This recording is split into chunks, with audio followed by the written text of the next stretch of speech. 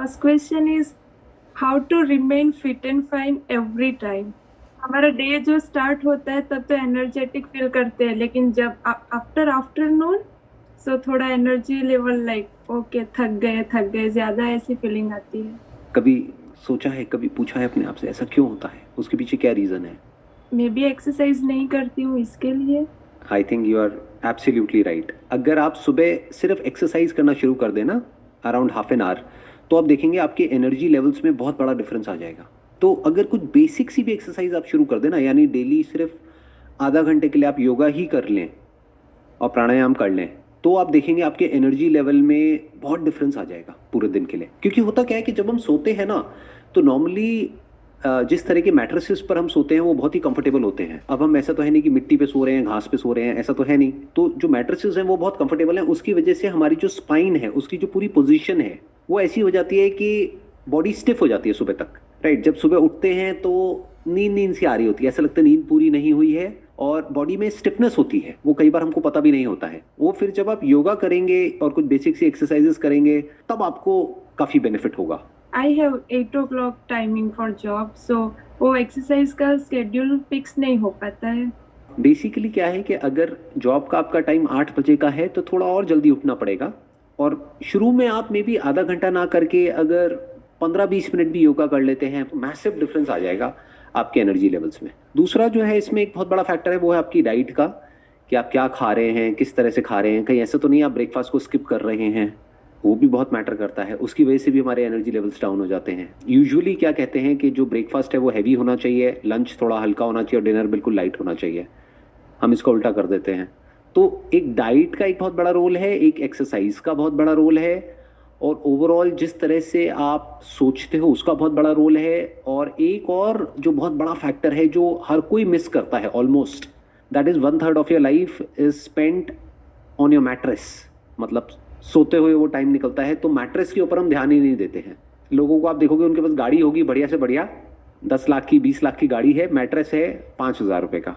तो वो एक बहुत इंपॉर्टेंट फैक्टर है जिसको हमको ध्यान में रखना है कि 8 घंटे हम बिताते हैं अपने मैट्रेस पे, तो दैट हैज़ टू बी सच कि उससे हम सुबह जब उठें तो एनर्जाइज फील करें। तो मैट्रेस को थोड़ा ढंग से चूज़ करिए जो कि आपकी बैक के लिए, स्पाइन के लिए अच्छा है।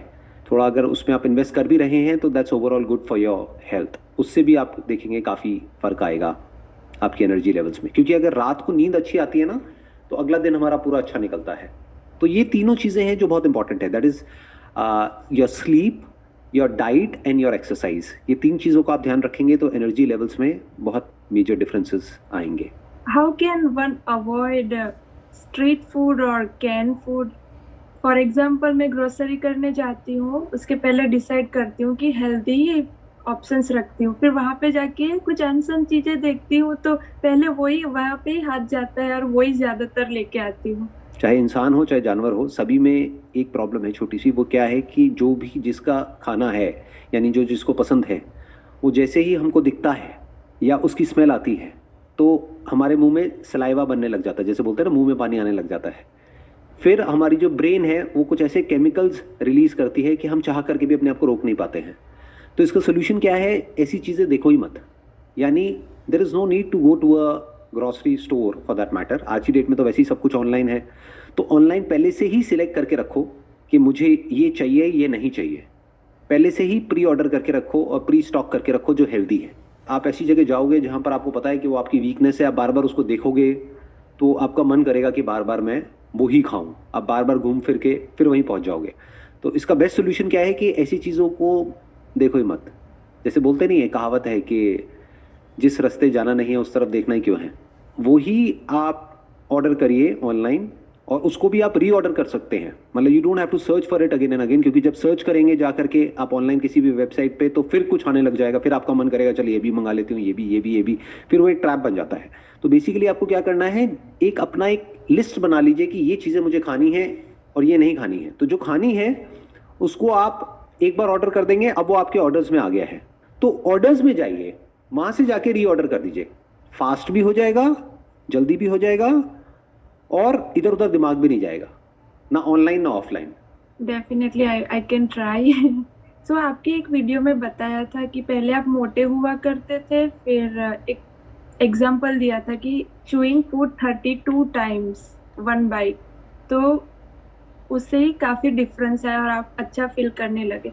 तो क्या वो चूइंग 32 टाइम्स उससे बॉडी वेट गेन होता है? उससे बॉडी वेट गेन नहीं होता है। आप ये कह सकते हैं ना तो गेन होता है ना लूज होता है। उससे बेसिकली हमारा मेटाबॉलिज्म ठीक हो जाता है, खाना प्रॉपरली डाइजेस्ट होता है। यानी कि क्या, जब हम प्रॉपरली च्यू करते हैं, अब हमको गिन करके च्यू नहीं करना है। बहुत सारे लोगों ने क्या किया, गिनना शुरू कर दिया, खा रहे हैं और मन में गिन रहे हैं 1 2 3 4 वट एवर। वो बड़ा फनी हो जाएगा।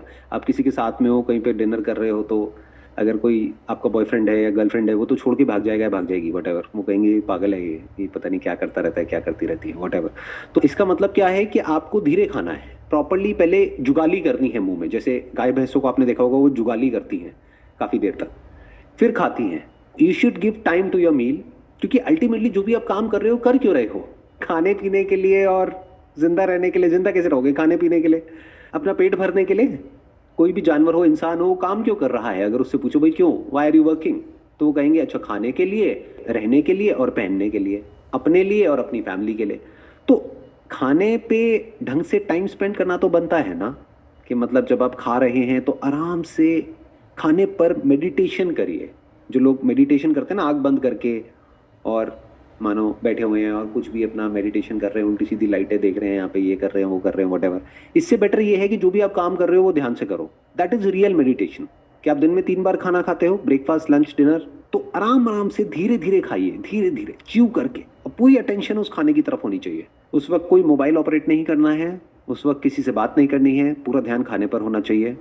और जब आप इस तरीके से करते हैं तो ये आपकी डाइजेशन के लिए अच्छा है। अब डाइजेशन से क्या होता है, आयुर्वेदा में कहा जाता है कि हर बीमारी की जड़ जो है वो पेट है।